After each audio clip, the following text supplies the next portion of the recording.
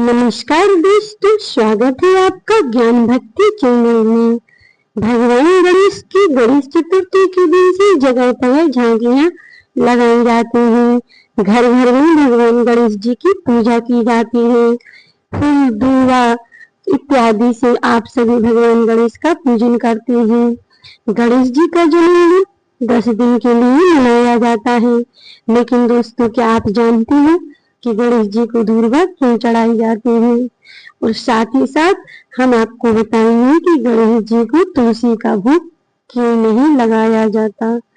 जी हाँ दोस्तों, बहुत से लोगों को नहीं पता होगा कि गणेश जी की पूजा में तुलसी नहीं रखना चाहिए। और यदि आपको यह जानकारी पहले से ही मालूम है तो कमेंट करके हमें बता देना। तो आइए जानते हैं भगवान गणेश को तुलसी का भोग क्यों नहीं लगाया जाता है। आखिर गणेश जी की दुश्मनी तुलसी से क्यों है? जहाँ श्री नारायण भगवान को यदि तुलसी न रखो तो वह भोग ग्रहण नहीं करती। भगवान श्री कृष्ण को यदि 56 भोग भी रखी जाए तो बिना तुलसी के वह स्वीकार नहीं करते। वहीं पर भगवान गणेश की तुलसी से इतनी दुश्मनी है कि उनकी भोग में तुलसी नहीं रखी जाती है और न ही उन्हें चढ़ाई जाती है। यदि उनकी भोग में तुलसी रख दो तो वह प्रसाद ग्रहण नहीं करते। तो आइए जानते हैं इसका रहस्य। एक समय जब भगवान गणेश ने अपने विवाह न करने की प्रतिज्ञा ले ली थी और महादेव माता पार्वती ने अत्यंत समझाने पर भी गणेश जी ने विवाह के लिए तैयार नहीं हुए थे और वह जाकर तपस्या करने लगे थे। उसी समय देवी तुलसी भगवान गणेश के पास आई और उन्होंने उनसे विवाह का प्रस्ताव रखा। तुलसी जी ने जब विवाह का प्रस्ताव गणेश जी के सामने रखा तो गणेश जी ने उनसे विवाह करने के लिए मना कर दिया, क्योंकि गणेश जी ने प्रतिज्ञा ली थी कि मैं विवाह नहीं करूंगा, मैं आजीवन ऐसे ही रहूंगा। तब तुलसी को अत्यंत क्रोध आया और तुलसी ने भगवान गणेश को श्राप दे दिया कि तुम्हारे आने वाले भविष्य में एक नहीं 2 शादियां होंगी। इसी कारण से गणेश जी के 2 विवाह हुए थे। और जब गणेश जी को तुलसी ने श्राप दिया तो गणेश जी ने भी तुलसी को श्राप दे दिया कि तुम्हारा विवाह भी एक दैत्य से होगा और जिस सुंदरता पे तुम्हें गुरूर है वह सुंदरता तुम्हारी समाप्त हो जाएगी और तुम एक पेड़ में परिवर्तित हो जाओगी। जब भगवान गणेश ने तुलसी को ऐसा श्राप दिया तो वह अत्यंत दुखित हुई और उनसे क्षमा याचना करने लगी।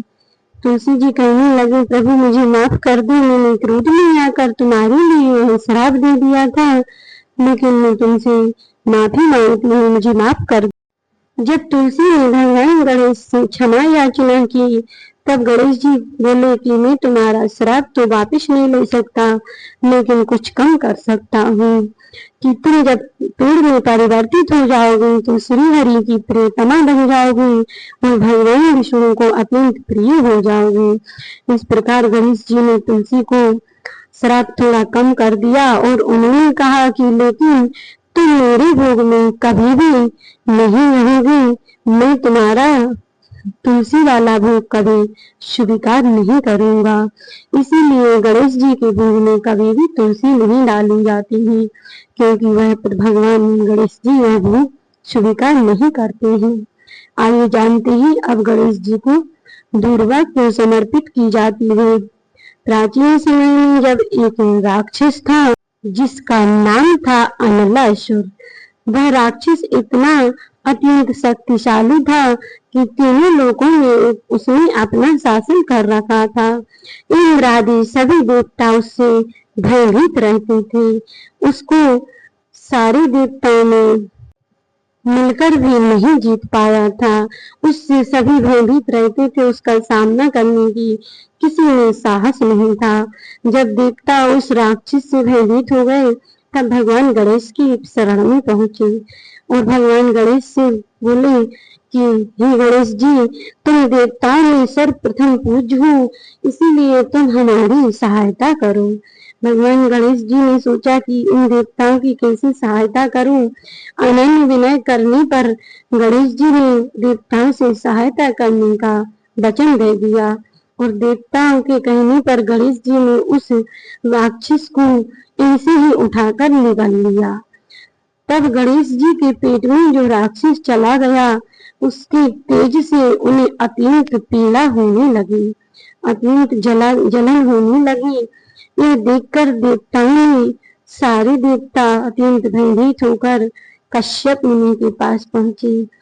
और सारे देवताओं ने मुनि से समस्या का समाधान करने को कहा। उन्होंने कहा कि हे मुनिवर, गणेश जी के पेट में अत्यंत जलन हो रही है। तब कश्यप मुनि बोले, उन्होंने ऐसा क्या खाया है जिससे इनके पेट में जलन हो रही। तब सभी देवताओं ने सारा वृत्तांत सुनाया कि गणेश जी ने राक्षस को निगल लिया है। इस पर कश्यप मुनि ने 21 दुर्वा एकत्रित करके भगवान गणेश जी को खिलाए, जिससे उनके उदर की पीड़ा शांत हुई। तभी से दूर्वा चढ़ाने की परंपरा चली आ रही है। भगवान गणेश को दूर्वा इसीलिए चढ़ाई जाती है क्योंकि उनके उदर में जो राक्षस की जलन होती है, उससे भगवान गणेश जी को दूर्वा चढ़ाने से उन्हें ठंडक प्राप्त होती है, जिससे गणेश जी सभी भक्तों पर अपना आशीर्वाद और कृपा बनाए रखते हैं। तो आपको गणेश जी की कथा कैसी लगी कमेंट करके जरूर बताइएगा, और यदि वीडियो अच्छी लगी हो तो एक लाइक करके चैनल को सब्सक्राइब कर लेना, और जो भी मेरे चैनल पर नए हो बेल आइकन को ऑन कर देना, ताकि मैं जो भी जानकारी लेकर आऊं सबसे पहले उसकी नोटिफिकेशन आपके पास पहुंचे।